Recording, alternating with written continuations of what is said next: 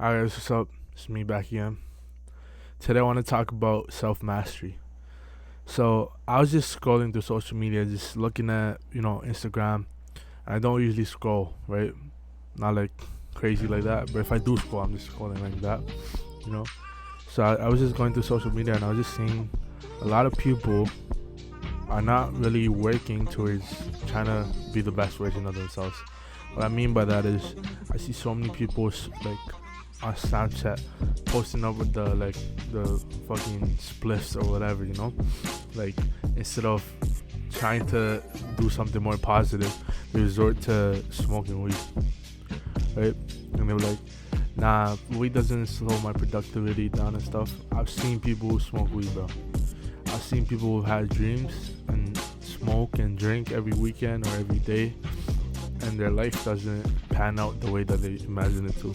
And now they're like getting to the age where you can't dream no more. You gotta settle down, As like, I mean, not necessarily settle down, but you can only settle down if you're successful.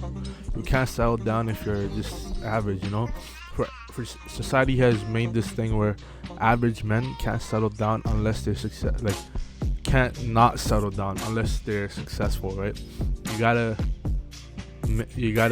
like, if you're average, for example, right? And there's nothing wrong with being average. You have like until you're 35, maybe. Like 35 is kind of pushing it, but you have to have like a family, the 3-bedroom house with the picket fence, and all of that. So it's not something that's like you could wait until you're 50, like George Clooney. It's George Clooney. That's why he's 50 and has like a kid now.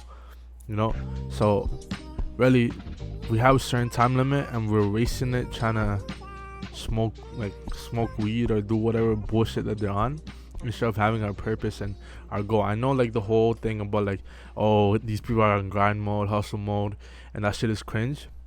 But I'm not talking about like the grind hustle mode, I'm talking about like just regular working, just to achieve something in life, just to be, just try to be a little better than average at least, or like First Man has this concept where it's like the straight seven system, where it's like if you're rating how much you are in everything, and you're a 7 in every rating, you're probably gonna be like well off. If you're doing most things at like 70%, right, of how much you could do it, then you'll be good for life. You're not gonna have like the most mediocre life, right?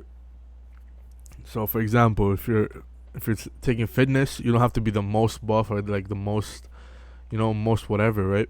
You could just be someone who's 70% buff or like 70% ripped, you know?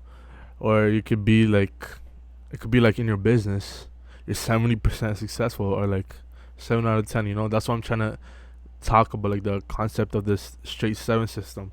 Maybe go watch the video, I'll link it in the comments.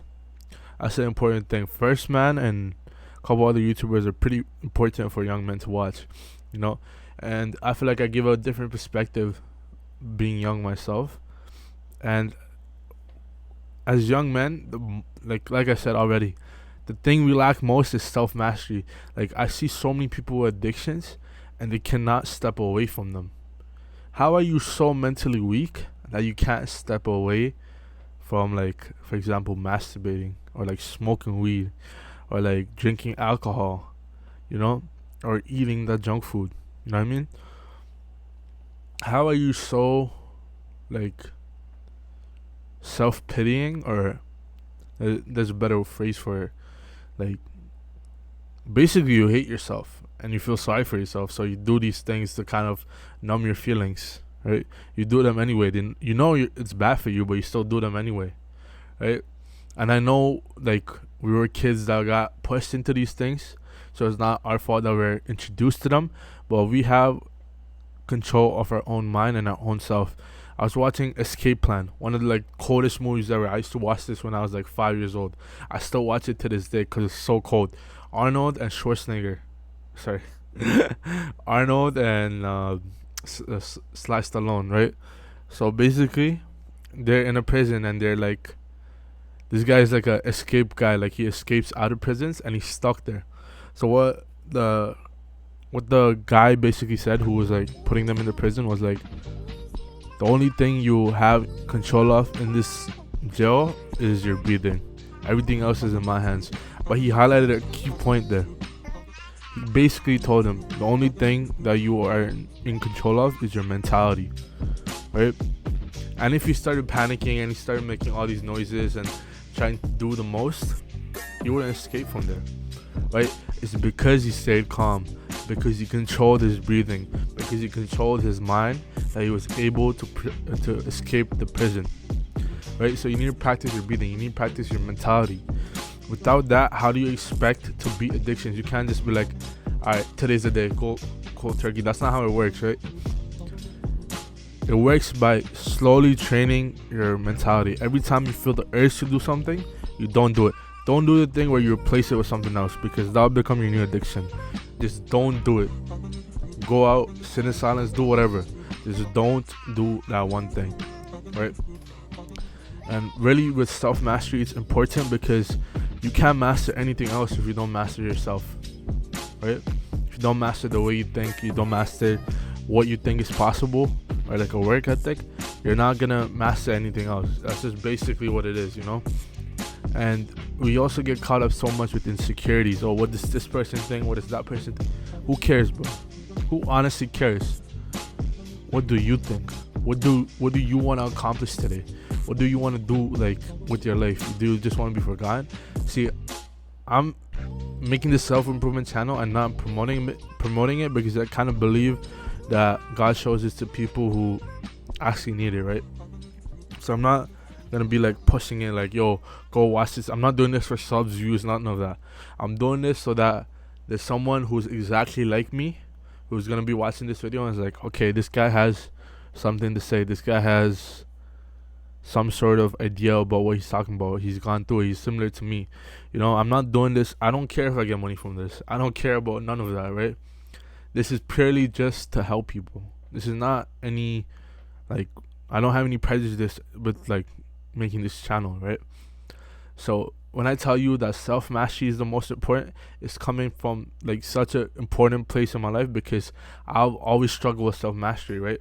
I always let my mind get the best of me, right? Even with emotions and things of that such, I let my emotions sometimes control me, which is not a good thing. In the recent years, I've really controlled it more, right? But I'm not perfect, right? No one's really perfect. We're all just trying to be as perfect as you can be, right? But even there, you gotta have balance. Even there, you can't get addicted to being the most perfect, right? So forgive yourself, right? But control your mind. Learn to control your mind.